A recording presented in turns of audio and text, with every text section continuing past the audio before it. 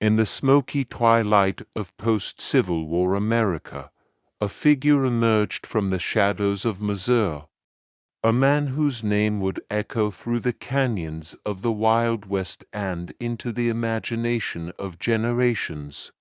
His name was Jesse James, but before he became a legend, he was just a boy born into turmoil, raised in a land where gunpowder often spoke louder than words. This is the story of how Jesse James became not just an outlaw, but an American icon of rebellion, justice, and myth.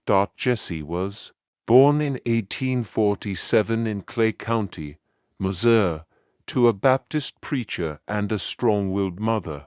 His early years were marked by the quiet life of farming, but the winds of war soon changed everything.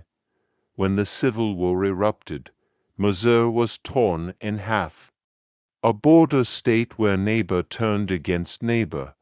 At the age of just 15, Jesse joined a Confederate guerrilla band known as Quantrill's Raiders, a brutal militia that fought a savage war in the shadows. Here, Jesse learned not just how to shoot, but how to vanish into the landscape, how to fight dirty, and how to strike fear into his enemies.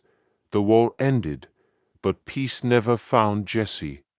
The Reconstruction years brought federal troops, carpetbaggers, and northern banks into the South, and Jesse saw them not as saviors, but as invaders. Along with his brother Frank and a group of fellow ex-Confederates, Jesse formed what would become the James Younger Gang. They didn't just rob banks and trains. To many Southerners, they were avengers. Every dollar stolen was seen as payback. Every escape was a victory. And Jesse, with his daring hold-ups and handwritten letters to the press, became a symbol of resistance. Newspapers painted him both as a ruthless criminal and a romantic Robin Hood, and Jesse, always aware of his image, leaned into the myth. One of the most famous robberies was the 1876 raid on the First National Bank in Northfield, Minnesota. It was supposed to be another bold strike, but the townspeople fought back. Guns blazed in the streets. Civilians and gang members fell. Jesse and Frank barely escaped, bloodied and broken. The rest of the gang wasn't so lucky. That raid marked the beginning of the end. In the years that followed, Jesse lived under false names, always looking over his shoulder. He tried to settle down, even moved to Tennessee.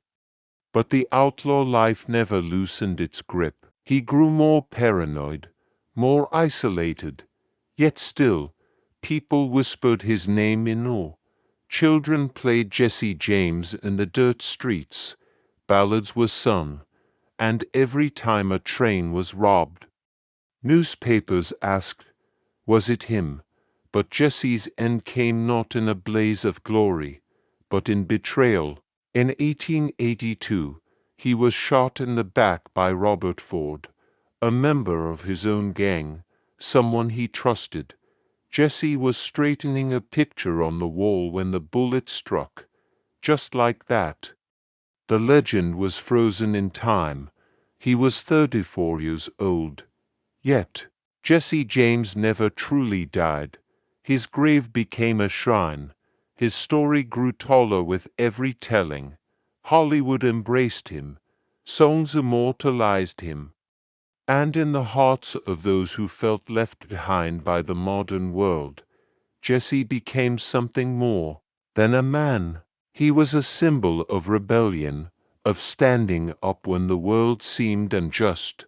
But beneath the myth was a man forged in war, shaped by loss, and haunted by the choices he made. He wasn't a hero. He wasn't just a villain.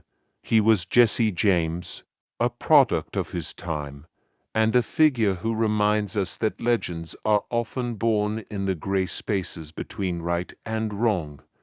And that is how Jesse James became an outlaw icon.